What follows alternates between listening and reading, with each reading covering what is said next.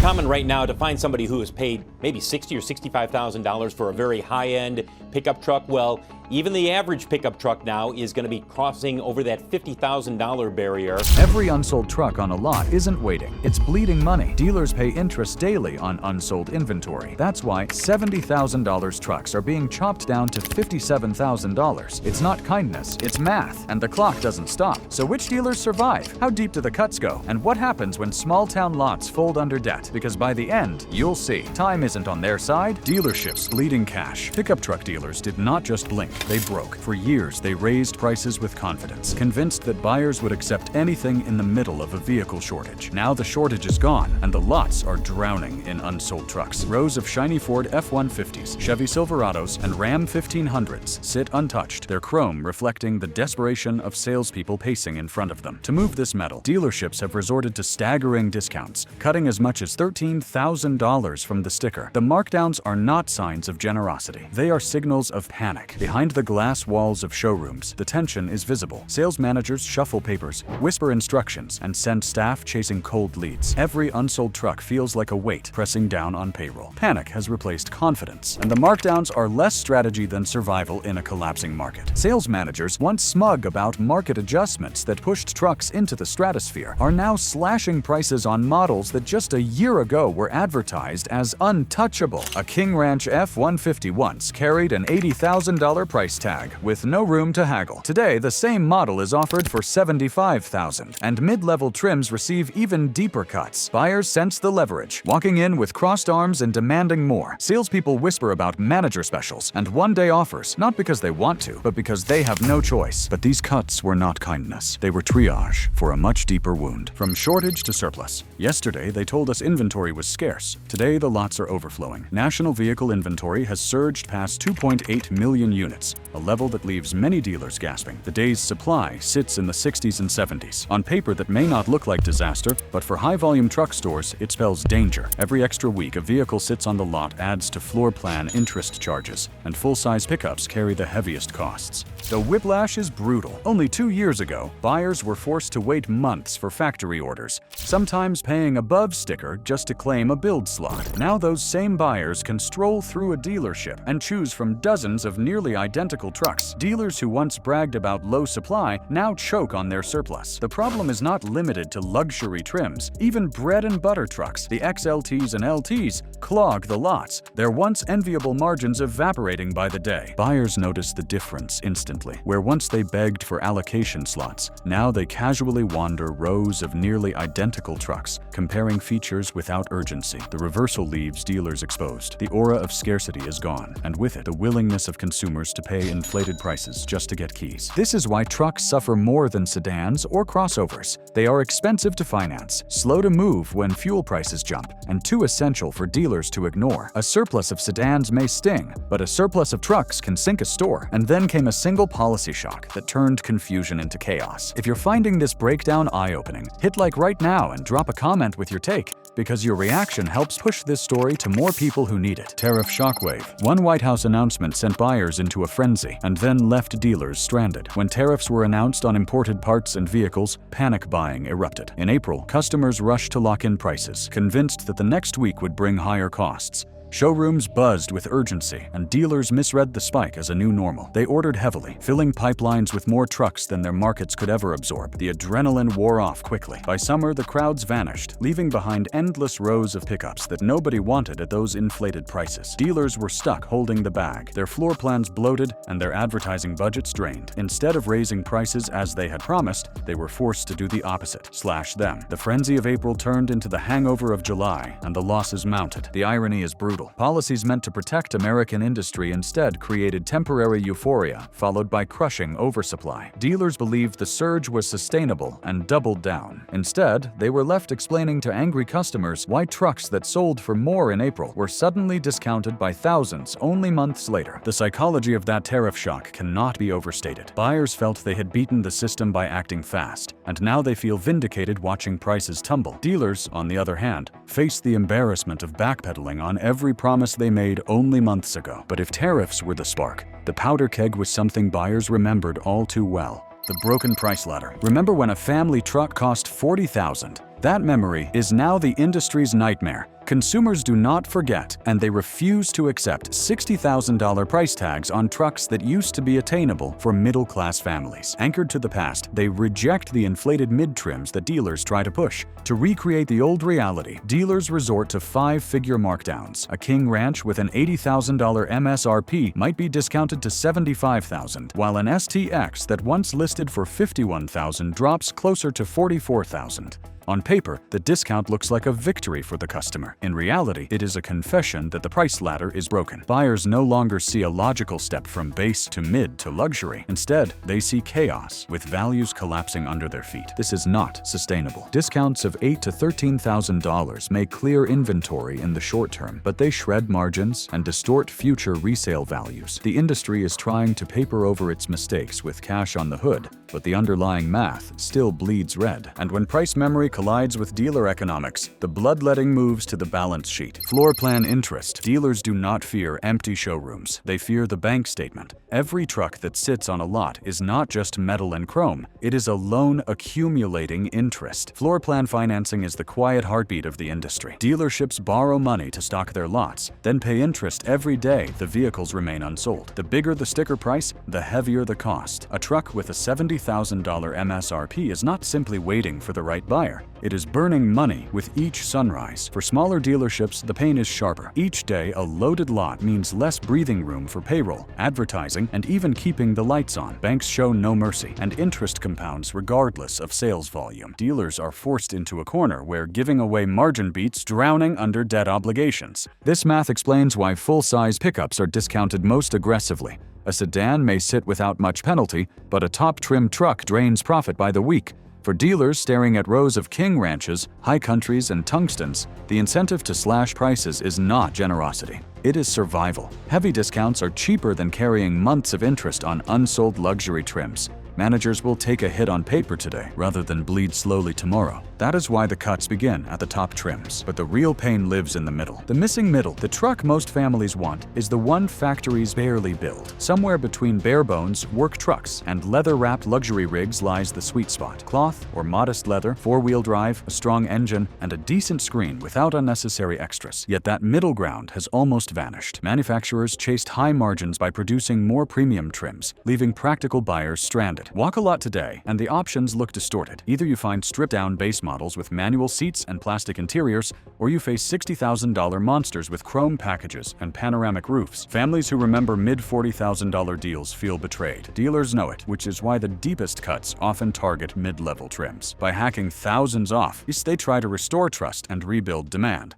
The shortage of balanced trims reflects years of boardroom decisions. Automakers bet heavily on luxury because margins were high and demand seemed endless, but the gamble ignored the everyday buyer. Now, as families seek sensible options, they find showrooms filled with glittering machines that miss the very market trucks were built to serve. But the discounts on these middle trims are stopgaps, not solutions. Supply chains are still loaded with high-cost builds, and until factories shift strategies, the middle will remain missing. But just as discounts steadied the middle, one brand broke the silence and triggered a war. Brand price wars. The first to blink was not Ford, it was Chevy. Facing bloated inventories of Silverado 1500s, dealers launched deals approaching $10,000 off. Billboards screamed urgency, and ads flooded social feeds with promises of deep savings. Ram could not stand idle. They stacked programs so heavily that in some regions, buyers walked away with $13,000 discounts on new half-ton trucks. Suddenly, the floor of the market shifted. Ford, long the king with its F-Series, had no choice. To defend its crown, it matched the cuts, offering $8,000, $9,000, even $10,000 off on select trims. What started as scattered offers quickly escalated into a regional arms race. Each brand sought to outdo the other, pulling buyers in with record markdowns and financing gimmicks. The escalation has a dangerous side effect. It trains buyers to wait. Once customers know deeper cuts might arrive next month, they hesitate to act today. This hesitation prolongs the glut, forcing risking even steeper markdowns. What began as a quick fix for sales becomes a cycle of discounts spiraling out of control. This was not just price competition, it was desperation disguised as generosity. The manufacturers understood the risk. Once buyers expect five-figure discounts, it is nearly impossible to pull back. Still, they pressed forward, hoping to capture short-term volume and hold market share. And while Detroit fought itself, Toyota quietly chose a very different weapon. Toyota scarcity strategy. You cannot discount what you barely have. That has been Toyota's quiet advantage. Instead of drowning lots with high-trim inventory, the company has kept production leaner. Tundras remain limited, while Tacomas flood certain markets. This scarcity allows Toyota to avoid five-figure fire sales. Discounts exist, but they are measured, $5,000 or $6,000 at most, making Detroit's $12,000 and $13,000 slashes look wild by comparison. For buyers, the optics are mixed. Some admire Toyota for maintaining discipline, trusting that tighter supply preserves long-term value. Others see stinginess, especially when rivals waive $10,000 cuts. A family comparing a discounted F-150 XLT at $44,000 with a Toyota Tundra still near $50,000 may choose Detroit, even if reliability history suggests otherwise. Dealers know this scarcity strategy is not accidental. By keeping supply tight, Toyota avoids being trapped in the same discount race.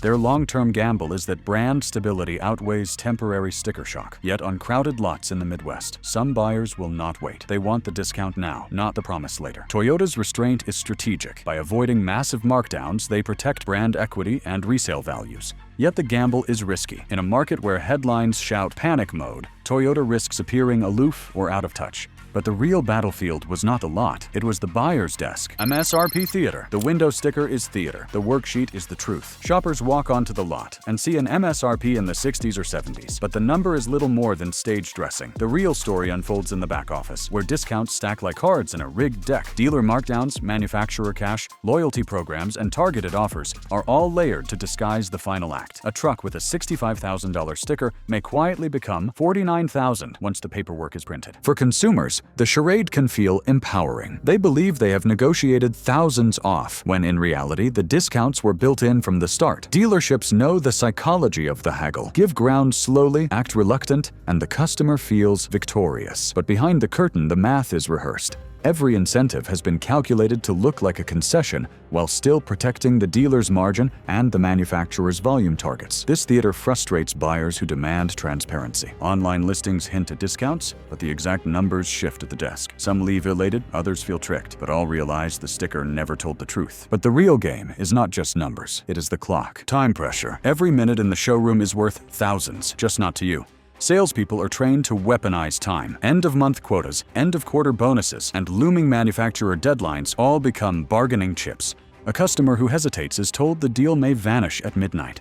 In reality, many of these programs will reset the very next day, but the illusion of scarcity pushes people to sign before they are ready. Electric and hybrid models complicate the picture further. Trucks like the F-150 Lightning or the Silverado EV carry discounts structured differently, often tied to financing or lease terms rather than straight cash markdowns. Dealers use this complexity to create urgency. Sign now or lose your place in line. Shoppers unfamiliar with the details feel trapped by ticking clocks and ambiguous offers. Technology has not erased the tactic. Even in an age of online shopping, dealers use emails and calls with phrases like "last unit available" or "expires tonight." The digital clock replaces the sales desk calendar, but the pressure is the same. Customers fold under the weight of imagined deadlines. The psychology is ancient. Humans hate losing more than they love winning, and dealers exploit that fear. Every pause in conversation, every "I need to talk to my manager" is designed to stretch time until exhaustion sets in. Buyers cave not because the deal improved, but because the clock. And then comes the deadliest fork in the road: cash back or cheap money. A PR versus cash trap. 10 grand off is not a deal if the loan costs 15. This is the cruelest trick of all. Dealers present buyers with two paths: a massive rebate or a subsidized interest rate. Most customers are drawn to the bigger headline number, taking the cash and financing at market rates. But with interest still elevated, the long-term cost of that choice can wipe out the savings. Consider two examples. A buyer takes a high-trim truck with a $10,000 rebate, but finances at nearly 7%. Over 6 years, the interest eats $15,000 or more, erasing the victory. Another buyer chooses a lower trim truck with only a $5,000 discount,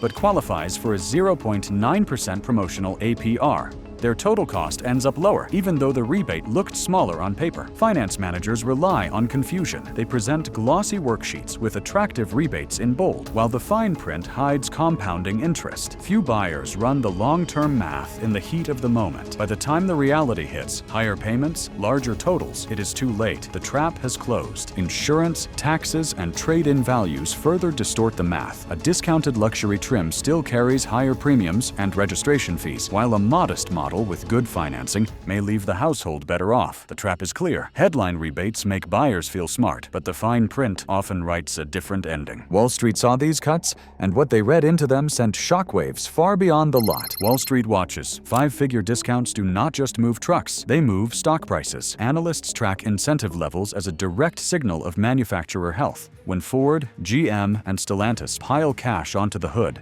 investors see margin erosion and panic. Trucks are supposed to be profit engines. If they require rebates of $10,000 or $13,000 to sell, the long-term outlook darkens. Shareholders understand that incentives are quick fixes, not strategies. Every rebate today is profit tomorrow that has already been surrendered. On earnings calls, executives dodge questions about discount levels, but the data is public and unforgiving. Wall Street punishes weakness immediately. The irony is striking. Discounts meant to reassure buyers unsettle investors. Analysts note that the industry once relied on trucks to fund electrification and new tech. If those profit engines sputter, entire strategies unravel. Stock prices swing not because of headlines alone, but because Wall Street knows discounts erode the future. Dealers also feel the ripple. Consolidation accelerates as small stores, crushed by thin grosses and heavy floor plan costs, sell out to large groups with deeper pockets. The very discounts that help a buyer drive home in a cheaper truck can destabilize the businesses that line Main Street. What happens on the lot is no longer just retail. It is macroeconomics in motion. And while investors argued in boardrooms, politicians smelled blood in the heartland. Policy meets pavement. A discount at your local dealer became a talking point in Washington. What looked like a simple sales promotion morphed into a policy flashpoint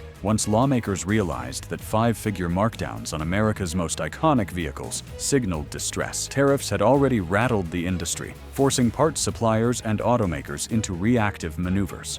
Now, industrial policy collided with retail chaos, creating a storm that governors and mayors could not ignore. Pickups are not just vehicles, they are cultural markers of Middle America. A Ford F-150 parked outside a diner or a Chevy Silverado on a construction site carries political symbolism as powerful as any campaign ad. When families see discounts of $10,000 or $13,000, they read it as weakness in the very sector that politicians claim to protect. Local leaders scramble to court automakers with tax incentives, even as their citizens wonder why jobs feel less secure. The deeper fear in Washington was not just about automakers' losses, but about optics. If the cornerstone of American industry appeared fragile, rivals abroad could weaponize the image. Politicians worried less about trucks gathering dust on lots and more about symbolism. Was America still the global leader if its flagship product had to be fire-sold? What began as a pricing story now shaped debates over tariffs, trade deals, and energy mandates. Every markdown was evidence in a larger argument about America's industrial future, and organized labor was not about to miss its moment. Labor's leverage. When trucks are discounted, unions see an opening. The United Auto Workers and other labor groups know that incentives this steep are more than marketing.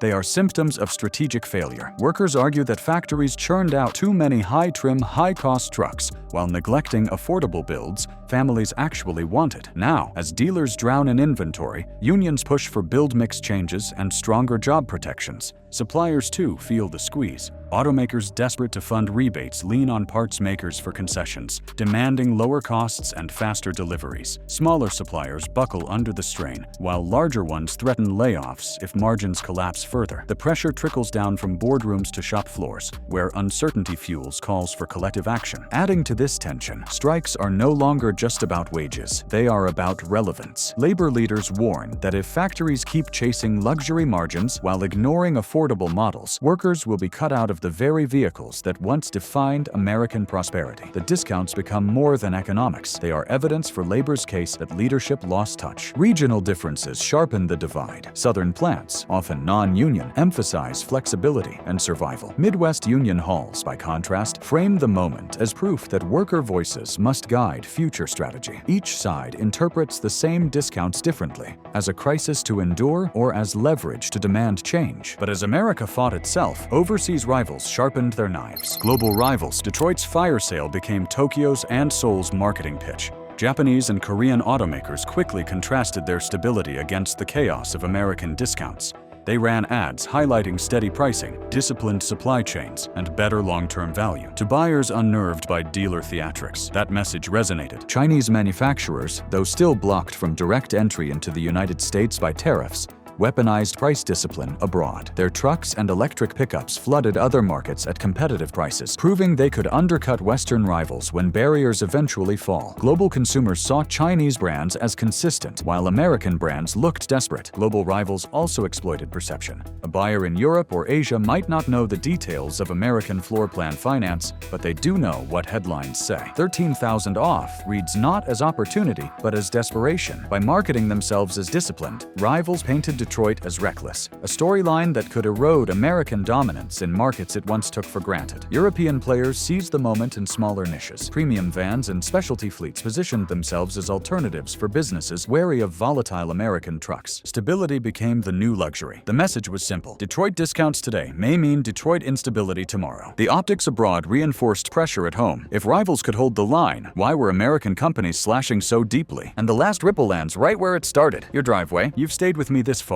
so don't miss what's next. Tap subscribe now. That way, you'll catch every update the moment it drops before anyone else does. What it means for you. The panic is not just a headline, it is your payment book. For buyers, the question is simple. Where are the real deals? The sweet spots are often mid-level trims, like the F-150 XLT, the Silverado LT, or the Ram Bighorn. These models receive the largest markdowns because they appeal to families who once expected affordability and now demand it again. To play the discount game, timing is critical. End-of-month deadlines, VIN-specific incentives, and written bids from multiple dealerships can save thousands. Buyers who push dealers against each other often capture the biggest wins. Yet even victories come with warnings. Deep discounts today can mean lower resale tomorrow, as used markets react to collapsing new prices. The final truth is sobering. These discounts are not gifts. They are the outward sign of an industry under pressure. Buyers can benefit in the short run, but the instability that creates the bargain could one day mean fewer choices, weaker resale values, and a market that turns volatile again without warning. For the everyday family, the advice is straightforward. Treat the markdowns as both opportunity and caution. A $44,000 truck that once seemed out of reach may now be attainable. But remember, the volatility behind the bargain never disappears. And just when buyers thought they had won, one more shock loomed on the horizon. What you just saw isn't the end of the story. It's only the beginning. The discounts, the panic, the chaos on dealer lots are warning signs of something bigger heading straight toward your life.